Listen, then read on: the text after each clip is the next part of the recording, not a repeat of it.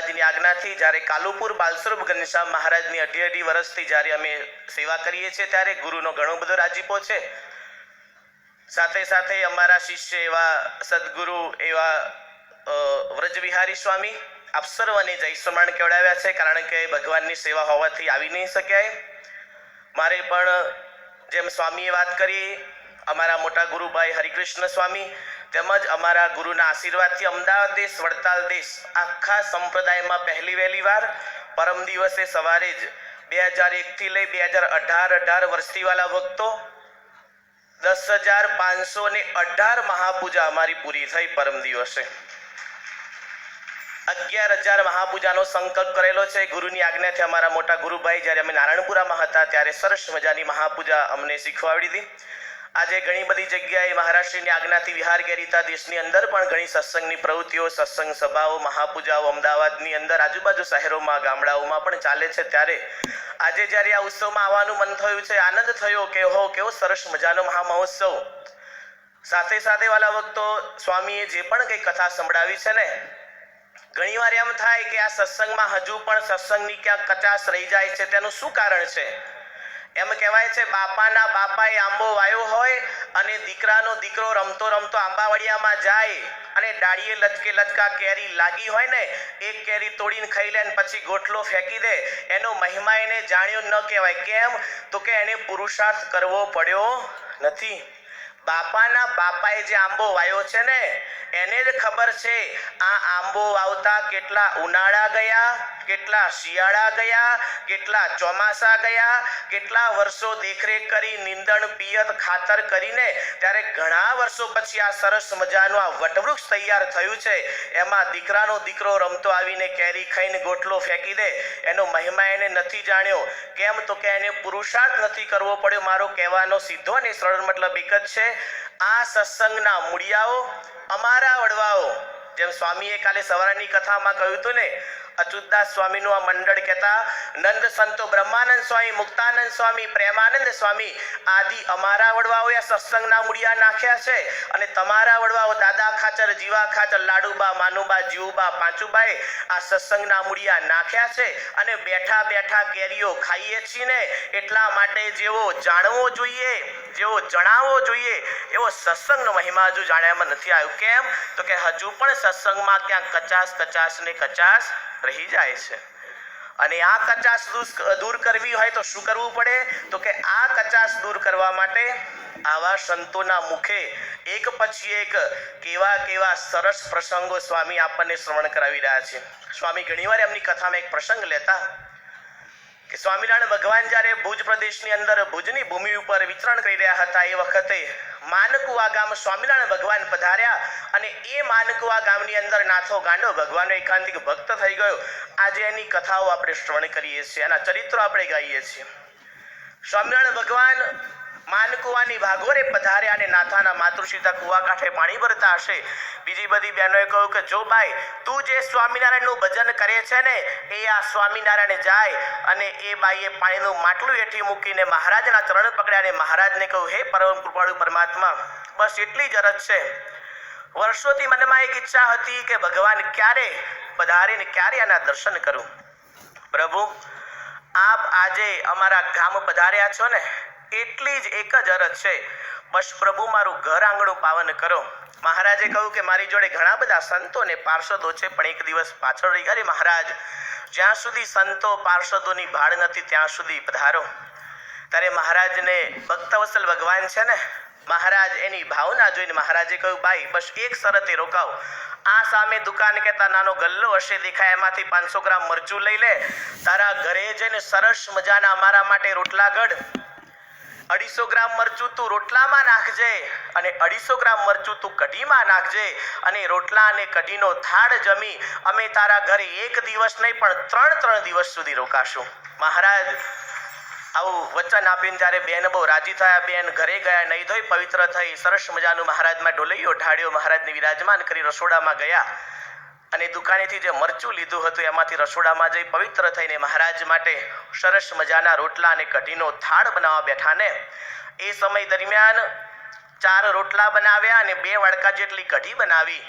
એમાંથી 250 ગ્રામ મરચું રોટલામાંય નાખ્યું, 250 ગ્રામ મરચું કઢીમાં નાખ્યું. પણ મનમાં બીજો એક વિચાર થયો, ઓહો, મહારાજ જો આટલું બધું મરચું ખાશે તો મહારાજના પેટમાં ચાંદા પડી જશે. અરે મહારાજના પેટમાં લાયું પડશે. એટલા માટે પહેલાના સમયમાં તો લાકડાના મોટા પાંજરા પટારા કહેવાય, એમાં બેને 1 વાડકો કઢી અને 2 રોટલા સંતાડી દીધા અને 2 રોટલા અને 1 વાડકો કઢી થાળમાં લઈને મહારાજને કહ્યું, લો મહારાજ જમો. ભગવાન સ્વામિનારાયણ રોટલા અને કઢી ભાવથી જમ્યા અને પછી મહારાજ કે ભાઈ અમે જઈશું. ત્યારે મહારાજ પણ આપણે 3 દિવસ રોકાવાની શરત હતી. સ્વામિનારાયણ ભગવાન કે ભાઈ એમ ભૂખ્યા રહીને થોડું તમારા ઘરે રોકાવાતું હશે, જે રોટલા અને કઢી જે પટારામાં સંતાડીએ લાઈને ખવડાવો તો તમારા ઘરે રોકાઈએ. તન કી જાને મન કી જાને, જાને ચિત્ત की ચોરી, उसके आगे क्या છુપાઉ जिसके हाथ में जीवन दोरी. ભગવાન સ્વામિનારાયણ 3 દિવસ સુધી પછી તો મહારાજ રોટલા અને કઢીનો થાળ કર્યો, ફરીવાર જમ્યા છે. 3 દિવસ સુધી ભગવાને ત્યાં રોકાયા. 4થા દિવસે વહેલી સવારે પણ સંતો પાર્ષદોની ભાળ નથી. ત્યારે મહારાજ કહ્યું કે ભાઈ અમે અહીંયાથી નીકળીશું. બેન બોલ્યા મહારાજ એકલા જશો? મહારાજ કે ભાઈ એકલા આવ્યા હતા ને એકલા જશો. અરે મહારાજ પણ હજુ કોઈ સંતો ભક્તો? અરે મહારાજ કે નહીં, અમે તો આગળ માનકુવા, આગળ અમારે કાળા તળાવ વેંગણિયા માધા પર જવું છે એટલે ત્યાં જઈશું. અને એ સમય દરમિયાન ભગવાન સ્વામિનારાયણ જવાની વાત કરી ત્યારે બાઈ બોલ્યા મહારાજ તમે એકલા જાઓ ને એના કરતાં મારા ઘર આંગણે આ ગૌશાળામાં ઘોડી બાંધેલી છે, લઈ જાઓ. મહારાજ કે ભાઈ તમે ઘોડી રાખો છો? અરે મહારાજ જ્યારે મારા લગ્ન થયા ત્યારે કરિયાવરમાં મારા પિયર પક્ષે મને ઘોડી આપી હતી. નાથાના પિતાશ્રી જ્યાં સુધી હતા ત્યાં સુધી આ ઘોડીનો ઉપયોગ થતો, પણ પ્રભુ અત્યારે તો ગૌશાળા બાંધેલી છે. અરે મહારાજ કે કંઈ વાંધો નહીં, પણ ભાઈ આ તારી ઘોડી તો અમે લઈ જઈએ પણ પાછી મૂકવા આવવું પડે. ત્યારે બેને કહ્યું મહારાજ એક કામ કરો, આ મારી ઘોડી પણ લઈ જાઓ અને આ મારા નાથાને પણ તમારી જોડે લઈ જાઓ. મહારાજ કે ભાઈ આ તારો નાથો તો ગાંડો છે. ભાઈ બહુ સરસ બોલ્યા, અરે મહારાજ હું ગેલી કહેતા હું ગાંડી, મારો નાથો ગાંડો, પ્રભુ મારું આખું ગામ ગાંડું, પણ આપ તો ડાયા છો ને આપ બધાને ડાયા કરજો. અને ભગવાન સ્વામિનારાયણે નાથો ઓસરીમાં જ બેઠેલો, મહારાજ પણ ઓસરીમાં હતા, એની માતુ સામે બેઠેલા. મહારાજ કહું જો નાથા તારે અમારી જોડે માધા પર આવવાનું છે. નાથો કે સ્વામિનારાયણ નહીં અવાય. એની માં કે મૂર્ખા એમ ન કહેવાય. ભગવાન કે એમ કરવું પડે. હા સ્વામિનારાયણ આવીશ. સ્વામિનારાયણ ભગવાન કે નાથા જો હું ઘોડી ઉપર અસવાર થઈશ ને તારે પૂછડું પકડીને પાછળ પાછળ ચાલવાનું. નાથો કે સ્વામિનારાયણ ઘોડી મારી છે, ઘોડી ઉપર હું બેસીશ અને પૂછડું પકડીને પાછળ પાછળ તમારે ચાલવાનું. મહારાજ કે બારે કરિયાણે તો એની માં કે મૂર્ખા એમ ન કહેવાય. ભગવાન કે ને એમ કરવું પડે. હા સ્વામિનારાયણ જેમ તમે કહેશો એમ કરીશ. તમે ઘોડી ઉપર અસવાર થજો, હું પૂછડું પકડીને પાછળ પાછળ ચાલીશ. સ્વામિનારાયણ ભગવાન કે નાથા એક વાત પૂછું? અરે પૂછો ને મહારાજ.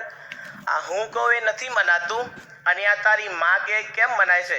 તે સ્વામિનારાયણ આ રોટલા મારી માં ખવડાવે, તમે નહીં ખવડાવતા?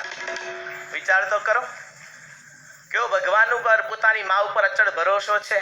આપણને રોટલા કોણ ખવડાવે છે? આપણો પૂર્ણ પુરુષોત્તમ નારાયણ છે. હે અને સ્વામિનારાયણ ભગવાન ઘોડી ઉપર અસવાર થયા અને નાથો પૂછડું પકડીને પાછળ. પ્રસંગ બહુ લાંબો છે. 1 ગાઉં 2 ગાઉં 3 4 ગાઉં ચાલ્યા અને સહેજે સહેજે રસ્તામાં નાથાએ સ્વામિનારાયણ ભગવાનને પૂછ્યું કે સ્વામિનારાયણ એક વાત પૂછું? મહારાજ કે પૂછ ને.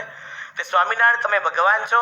સ્વામિનારાયણ ભગવાન કે નાથા હું ભગવાન નથી. નાથો કે મને તમારામાં ભગવાન જેવું કાંઈ દેખાતું નથી, પણ આ તો મારી માં કહેતી કે તમે ભગવાન છો એટલે પૂછ્યું. આમ વાતો કરતા કરતા 8 ગૌ સુધી ચાલ્યા. કાળા તળાવ વેંગણિયા ભુજની પંચતીર્થની યાત્રા કરવા જાઓ ત્યારે જજો. સરસ મજાનું કાળા તળાવ વેંગણિયા પ્રસાદીનું તળાવ છે. 16 છત્રી પણ ત્યાં છે.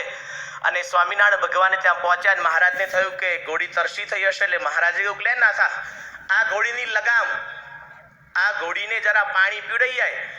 નાથો કે સ્વામિનારાયણ આ 8 ગૌ સુધી આયા, રસ્તામાં એકેય વાર કહ્યું કે નાથા આપણે વારો બદલાઈએ અને પાણી પીડાવવાનું થયું તારા નાથા જાય? નહીં જાય નાથા. લો સ્વામિનારાયણ ભગવાન કે શું કહું તો તું પાણી પીડાવવા જાય? બોલ ભાઈ. ત્યારે નાથો કે સ્વામિનારાયણ તમે મને ઘોડી ઉપર બેસાડો પછી જવું. પછી મહારાજ નાથાને ઘોડી ઉપર બેસાડ્યો અને પછી મહારાજ કે જો પાણી જરા ઊંડું છે, કિનારા ઉપરથી પીવડાવજે, પણ ગાંડાના ગુણ જણકાયા વગર ના રે. નાથાએ પાણી પીવડાવવાની જગ્યાએ ઘોડી નાખી અંદર ને બાથી પોતે ઉપર બેઠેલો પાછો. મહારાજ ત્યાં 10-12 ફૂટ 16 છત્રી ઉપરથી આ દ્રશ્ય જોઈ રહ્યા હતા. મહારાજને એમ કે આ ઘોડી તો મરતા મરી જશે, પણ એની માને આ નાથા સિવાય બીજા કોઈનો આશરો નથી. સ્વામિનારાયણ ભગવાન ત્યાં 10-12 ફૂટ દૂર હતા અને ત્યાંથી મહારાજે પોતાનો હસ્તપ્રદ કહેતા હાથ લાંબો કર્યો, ઘોડીના પેટ નીચે નાખીને ઘોડીને અને નાથાને બેને કિનારા ઉપર લાવીને મૂક્યા. નાથાનું મગર છટકેલું હતું ને વળી પાછું વધારે છટક્યું હો. અને નાથાએ શું કર્યું, ઘોડીની રાશ કહેતા દોરડું હતું, બેવડું કર્યું અને એક હાથ કમર ઉપર રાખીને ભગવાન જ્યાં બેઠેલા ત્યાં આવ્યો. સ્વામિનારાયણ ભગવાનને કે સ્વામિનારાયણ તમે સાચું બોલી જાઓ, તમે ભગવાન છો કે નહીં? જો ખોટું બોલ્યા તો દોડે ફટકારું કે હો. સ્વામિનારાયણ ભગવાન કે હું ગાંડો છે ને જંગલમાં કોઈ નથી, આ તો મારશે. સ્વામિનારાયણ ભગવાન કે નાથા તું કહેતો ખરો, તને કેવી રીતે ખબર પડી કે ભગવાન છે? જો સ્વામિનારાયણ પહેલા મારી એક વાત સાંભળો, 14 રત્નો સમુદ્રમાંથી નીકળ્યા, 15મું રત્ન મહારાજે ભગવાનને સાચું બોલવું પડશે કે પણ કહતો ખરા. સ્વામિનારાયણ ભગવાન કે નાથા તું કહેતો ખરો, તને કેવી રીતે ખબર પડી ગઈ ભગવાન? જો સ્વામિનારાયણ ભગવાન અમારી ગામની અંદર સંતો ભૂદેવો મહાપુરુષો આવીને ત્યારે રામાયણની કથા કરે છે. રામાયણની કથાના એક પ્રસંગમાં એવું હતું કે ભગવાન રામચંદ્રજી સીતાજી બંને રોટલો જમતા હતા. કાક ભૂસંડીજી ઉડતા આવ્યા, પ્રસાદીનો રોટલો જમવા માટે રોટલો ચાંચમાં લઈને ઉડી ગયા. ત્યારે રામચંદ્ર ભગવાનનો હાથ લાંબો થઈ અને આખી પૃથ્વીની પ્રદક્ષિણા ફર્યો તો ત્યારથી મેં મનમાં નિર્ધાર કર્યો કે લાંબો હાથ ભગવાન સિવાય બીજા કોઈનો થાય નહીં. સ્વામિનારાયણ આજે હું અને ઘોડી બે ડૂબતા હતા ને ત્યારે તમે લાંબો હાથ કર્યો. હવે મારી માં કહેતી હતી એ બરાબર કે સ્વામિનારાયણ ભગવાન છે ને છે? વિચાર તો કરો, આ દિવસની રાત થાય, આ રાતનો દિવસ થાય, ટાઈમે ઠંડી પડી જાય, ટાઈમે ગરમી પડે, ટાઈમે વરસાદ પડે, ખેતરમાં 2 મુઠ્ઠા અનાજ નાખો ને ત્યારે હજારો અંકુરો ફૂટી નીકળે.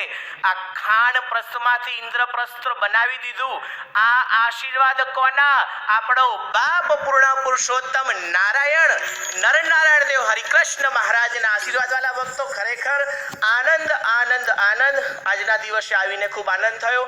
ફરી વાલા ભક્તો આપણે આ ઉત્સવ, આ મહોત્સવને તાલીઓથી વધાવી લઈએ. અસ્તુ. જય શ્રી સ્વામિનારાયણ.